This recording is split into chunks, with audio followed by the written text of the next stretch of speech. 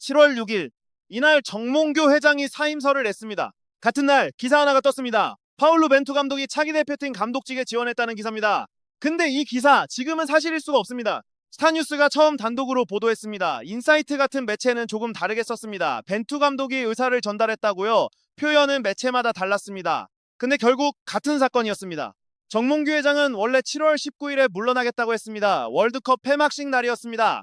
근데 홍명보 참패 이후 여론이 급격히 나빠졌습니다. 그래서 2주 가까이 앞당겨졌습니다.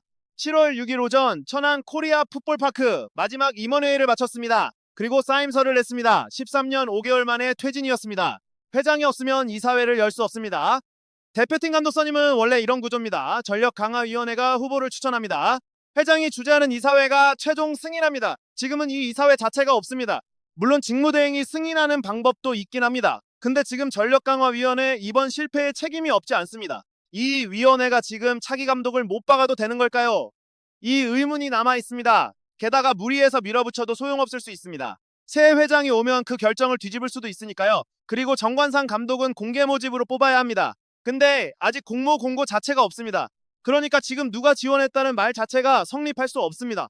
실제로 대한축구협회도 바로 입장을 냈습니다. 지원서를 받는 절차 아직 시작도 안 했다고 했습니다. 벤투 감독이 지원했다는 것도 사실이 아니라고 했습니다. 근데 재밌는 지점이 있습니다. 이 단독 보도가 나온 직후였습니다. 채널A, SBS, JTBC 순식간에 같은 얘기를 받았었습니다. 돌 하나를 던졌습니다. 근데 파문은 8개 매체로 번졌습니다. 직접 취재해서 확인한 게 아닙니다. 그냥 먼저 나온 보도를 따라간 겁니다. 처음 보도가 틀렸어도 상관없습니다. 여러 매체가 같이 쓰면은 그 자체로 사실처럼 굳어집니다. 협회의 공식 반박은 그 뒤에 조용히 따라붙었습니다. 이 원칙에는 예외가 없습니다. 상대가 누구든 마찬가지입니다. 극단적으로 말해보겠습니다. 지금 이 순간 펩 과르디올라 감독이 연락을 해온다고 칩시다. 나 한국 대표팀 하고 싶다고요. 그래도 협회의 대답은 하나입니다. 공모에 지원하시고 기다려주십시오. 지금은 계획 자체가 없습니다. 이름값이 커도 예외는 없습니다. 대표팀 감독 인사권, 이건 협회장이 행사할 수 있는 가장 중요한 권한 중 하나입니다. 곧 물러날 임시집행부가 이 권한을 미리 써버리면 안 됩니다. 그건 월권입니다. 여기서 예전 사례가 하나 떠오릅니다. 2017년입니다. 신태용 감독이 러시아 월드컵 최종 예선을 지휘하고 있었습니다. 그때 히딩크 감독 복귀설이 터졌습니다. 히딩크 재단 관계자가 복귀 의지를 알렸습니다. 여론의 반응부터 확인했다고 했습니다. 그러자 판이 커졌습니다. 넷상에서는 이런 의견이 들끓었습니다. 신태용 감독을 수석 코치로 내리자 히딩크가 대신 맡아야 한다. 근데 신태용 감독은 이미 계약이 돼 있었습니다. 러시아 월드컵 본선까지였습니다. 협회도 기존 방침을 고수했습니다. 결국 신태용 감독이 그대로 최종 예선을 마무리했습니다. 그때도 당사자는 진지하게 검토한 적이 없었습니다. 여론만 먼저 들끓었던 겁니다. 여기서 시청자분들이 직접 확인할 수 있는 부분이 있습니다. 벤투 감독의 공식 소셜미디어 공식 인터뷰. 어디에도 본인이 직접 한 말은 없습니다. 임시든 정식이든 한국에 돌아가고 싶다는 말. 아직 나온 적이 없습니다. 지금까지 나온 얘기는 전부 간접 정보입니다. 협회 관계자나 취재원을 거친 얘기입니다. 그러니까 벤투 감독 본인의 목소리가 나오기 전까지는 이 정보들을 층위별로 나눠서 들으셔야 합니다. 근데 왜 하필 벤투 감독 얘기에 여론이 이렇게 즉각 반응했을까요? 이유가 있습니다. 벤투 감독은 2018년 8월부터 2022년 12월까지 대표팀을 이끌었습니다. 35승 13무 9패, 승률 61.4%입니다. 역대 최장수 외국인 감독입니다. 2022 카타르 월드컵에서는 포르투갈을 이겼습니다. 자기 조국이었습니다. 그러면서 원정 16강을 이끌었습니다. 한국 축구 역사상 두 번째였습니다. 이 정도 성적표가 있으니까 이름 하나만 떠도 이만한 파장이 생기는 겁니다. 그럼 이번 벤투 얘기는 완전히 없는 얘기일까요? 그것도 아닙니다. 아예 지어낸 얘기와 절차상 아직 성립할 수 없는 얘기는 다른 문제니까요. 취재원 쪽 얘기는 이렇습니다. 벤투 감독이 전력강화위원회 같은 공식 채널로 간 게 아닙니다. 4년 반 동안 함께 일했던 협회 직원, 그 중에서도 급이 있는 관계자, 이 사람에게 개인적으로 의사를 전달했을 가능성이 있습니다. 정식 감독이 아니라 임시 감독부터 해보겠다라는 취지였습니다. 이 얘기를 전한 쪽은 신뢰도를 50%로 매겼습니다. 평소에 이런 식으로 퍼센티지를 붙이는 경우가 거의 없습니다. 그러니까 완전히 없는 얘기는 아니라는 뜻으로 받아들일 수 있습니다. 여기서 잠깐 짚고 넘어가겠습니다. 왜 지금 임시감독 논의가 이렇게 급해졌을까요? 유튜브나 방송 뉴스는 벤투 감독 이름 하나만 크게 다룹니다. 근데 왜 지금 이 시점인지 일정 배경까지 설명해주는 곳은 많지 않습니다. FIFA가 규정을 바꿨습니다. 원래 따로 있던 9월과 10월 A매치 기간을 하나로 합쳤습니다. 9월 21일부터 10월 6일까지입니다. 3주 사이에 최대 4경기를 몰아서 치러야 합니다. 이 다리를 누가 건너느냐, 이게 지금 제일 급한 문제입니다. 아이디어 자체는 나쁘지 않습니다. 이 짧은 기간에 4경기를 몰아치러야 하니까요. 이 다리 역할을 임시감독이 해야 합니다. 벤투 감독처럼 이미 검증된 인물이 있습니다. 낮은 급여로 우선 임시감독을 맡습니다. 9월과 10월, 필요하면 11월까지 지켜봅니다. 그 다음 정식 공모가 열리면 정식으로 지원합니다. 그리고 평가받습니다. 이 방식이면 절차적으로도 크게 문제될 게 없습니다. 나중에 더 좋은 후보가 나타나면 그 후보와 계약하면은 그만입니다. 임시감독 자리는 원래 급여도 낮습니다.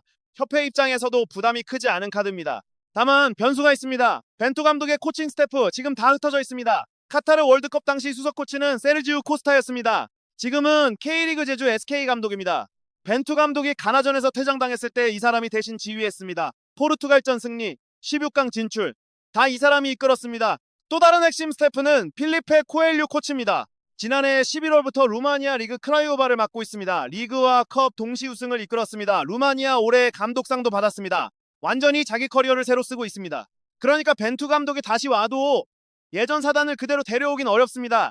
지금 한국에 남아있는 벤투어 출신도 있습니다. 피트니스 코치, 골키퍼 코치, 그리고 흥미롭게도 히카르도 페레이라도 있습니다. 당시 분석 파트를 맡았던 사람입니다. 이분은 2021년부터 부산 아이파크 감독을 맡았습니다. 근데 성격이 너무 직설적이었습니다. 선수단과 마찰이 있었습니다. 2022년 5월 중반쯤 성적 부진까지 겹쳤습니다. 결국 시즌 도중 경질됐습니다. 다만 벤투 감독 말은 워낙 잘 듣는 스타일입니다. 다시 합류할 가능성 자체는 있습니다. 참고로 앙제 포스테코글루 감독 얘기도 짧게 짚겠습니다. 한국 쪽에서 중계를 시도했습니다. 근데 결국 사우디 알라스르로 가버렸습니다. 이 감독은 한국 축구를 몰라도 단기간에 우승시켰습니다. 그 사실 하나로 흔한 반대 논리 하나가 깨졌습니다. 외국 감독은 적응 시간이 오래 걸린다라는 논리요. 그러니까 벤투 감독처럼 한국을 잘하는 사람만 고집할 이유도 없습니다. 세상은 넓습니다. 이번 월드컵 기간에만 경질된 감독이 6명입니다. 폐막 후 스스로 물러난 경우까지 더하면 8명입니다. 국내 쪽에서도 이름이 나옵니다. 이정효, 윤정환, 김기동 감독이 정식 후보로 거론됩니다. 김도훈, 최용수 감독은 임시 후보로 거론됩니다. 이 중에서 가장 인상적인 대답은 서울의 김기동 감독이었습니다. 원한다고 되는 자리는 아니라고 했습니다. 근데 기회가 오면 도전해보고 싶다고 했습니다. 나머지는 결이 좀 달랐습니다. 윤정환 감독은 아직 자기 위치가 아니라고 선을 그었습니다. 이정효 감독은 수원 삼성에 부임한 지 얼마 안 됐습니다. 지금은 수원 생각만 하고 있다고 했습니다. 홍명보 감독이 울산을 그런 식으로 떠났습니다. 그 뒤에 어떤 일이 벌어졌는지 우리는 이미 처참하게 지켜봤습니다. K리그 현역 감독을 시즌 중에 빼오는 선택, 이게 얼마나 위험한지 이제 다들 압니다. 그리고 홍명보 감독의 진짜 문제는 다른 데 있었습니다. 울산을 떠난 방식보다 더 근본적인 문제입니다. 애초에 공모에 지원조차 하지 않은 사람이 감독이 됐습니다. 정작 공모에 지원했던 다른 후보들은 어떻게 됐을까요? 이미 결론이 정해진 뒤였습니다. 그냥 순서만 밟는 들러리였습니다. 그 잘못된 절차 하나가 지금 이 모든 사태의 출발점이었습니다. 그날 우리가 느꼈던 그 배신감, 다시 겪을 이유가 없습니다. 이번에 벤투 감독이 되든 누가 되든 마찬가지입니다. 또다시 그런 식으로 간다면 우리는 똑같은 실수를 반복하는 겁니다. 그리고 여기서 한 명 이상하게 이름이 안 나오는 감독이 있습니다. 지난주 목요일과 금요일 사이였습니다. 이정효, 윤정환, 김기동 감독, 임시감독 후보인 김도훈, 최용수 감독까지 기자들 질문이 쏟아졌습니다.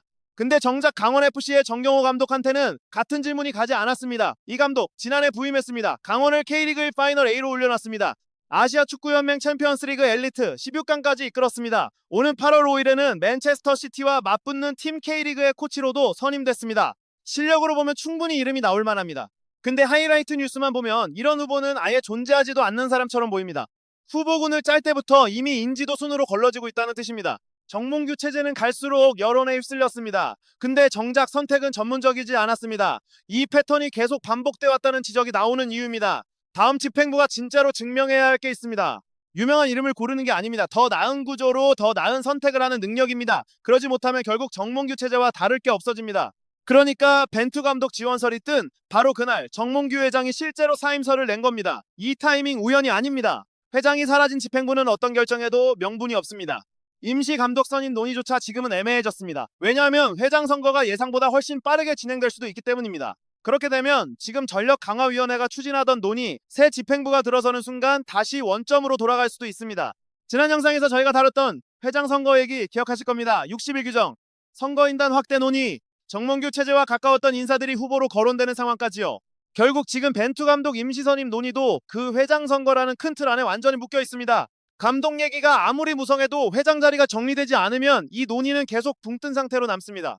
이게 왜 중요할까요? 새 회장이 누가 되느냐에 따라서 지금 논의되고 있는 임시감독 후보 자체가 완전히 뒤집힐 수 있습니다. 지금 실무선에서는 벤투 감독 쪽으로 무게가 실리고 있습니다.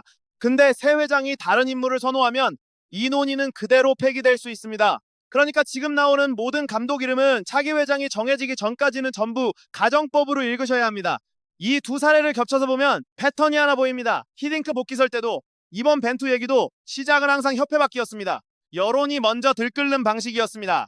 정작 협회 내부의 공식 절차는 뒤늦게 따라갔습니다. 아니면 아예 부인하는 역할만 했습니다. 이게 반복된다는 건 협회에 정보를 관리하는 능력 자체가 없다는 뜻이기도 합니다.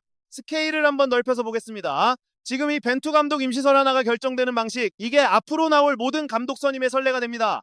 당장은 9월 A매치 4경기 누가 지휘하느냐의 문제입니다. 조금 더 가면 1월 아시안컵 어떤 체제로 준비하느냐의 문제입니다. 더 멀리 가면 이런 문제입니다. 홍명보 감독 선임 때처럼 비공식 채널로 사람을 꽂는 관행, 이게 이번에도 반복되느냐 아니면 끊기느냐, 벤투 감독 개인의 진심과는 별개입니다. 이 절차 하나가 협회의 다음 13년을 시험하는 첫 사례가 되는 셈입니다. 벤투 감독이 좋은 선택지라는 것과 지금 이 방식으로 데려오는 게 옳다는 것, 이건 완전히 다른 얘기입니다. 좋은 재료라도 잘못된 조리법으로 만들면 결국 같은 요리가 나옵니다. 결국 문제는 누가 오느냐가 아닙니다. 어떻게 오느냐입니다. 정리하겠습니다. 벤투 감독이 차기 정식 감독에 지원했다는 보도 지금 시점에서는 사실일 수가 없습니다. 공모 자체가 없었으니까요. 다만 벤투 감독이 비공식 채널로 임시 감독 의향을 타진했을 가능성은 있습니다. 이 자체는 나쁘지 않은 선택지입니다. 근데 이것보다 훨씬 중요한 게 따로 있습니다. 감독 이름 하나하나에 일희일비하기 전에 먼저 지켜봐야 할 게 있습니다. 그 감독을 실제로 뽑을 회장, 언제 어떤 절차로 나오는지입니다. 지금 감독 후보 얘기가 아무리 무성해도 회장이 없는 한 그중 어떤 것도 확정될 수 없는 구조입니다. 호미로 막을 걸 가래로 막는다는 말이 있습니다. 이번에도 다시 떠오릅니다. 절차 하나만 처음부터 제대로 지켰으면 될 일입니다. 근데 자꾸 사후에 여론과 논란으로 수습하려고 합니다. 그러다 보니 협회가 매번 더 큰 삽을 들고 나오는 겁니다. 이번 사태를 보면서 다시 확인하게 되는 것도 있습니다. 결국 감독 선임은 협회 조직 전체의 건강 상태를 비추는 거울입니다. 정몽규 체제에 13년 동안 반복됐던 문제가 있습니다. 정식 절차보다 비공식 채널이 먼저 움직입니다. 결과가 정해진 다음에야 형식적인 절차가 뒤따라옵니다. 이 패턴이 회장이 바뀌기 직전인 지금 이 순간에도 똑같이 반복되고 있습니다. 그러니까 앞으로 지켜보셔야 할 세 가지를 정리해드리겠습니다. 하나, 전력강화위원회가 임시감독 후보를 확정하는 시점, 새 회장 선임 이전인지 이후인지 보셔야 합니다. 둘, 그 임시감독이 정식 공모 절차를 거치는지 아니면 결정이 먼저 나고 절차는 형식만 남는지 보셔야 합니다. 셋, 벤투 감독 본인이 실제로 공식 채널을 통해 의사를 표명하는 순간 이게 언제 오는지 보셔야 합니다. 이 세 가지가 확인돼야 알 수 있습니다. 이번엔 정말 절차가 달라졌는지 아니면 홍명보 때와 같은 모양이 반복되는지 말입니다. 결국 이번 벤투 이야기가 알려주는 건 따로 있습니다. 벤투 감독의 진심이 아닙니다. 지금 협회가 정보를 다루는 방식 바로 그것입니다. 공식 채널은 침묵합니다. 비공식 채널로 정보가 새어나옵니다. 언론은 확인 없이 받았습니다. 팬들은 그 위에서 일희일비합니다. 이 순서가 바뀌지 않는 한 다음에 어떤 이름이 뜨더라도 우리는 또 똑같은 혼란을 겪게 될 겁니다. 감독 이름 하나에 들뜨고 실망하기 전에 먼저 보셔야 할 게 있습니다. 그 이름이 어떤 문을 통해 들어오는지입니다. 이게 훨씬 정확한 방법입니다.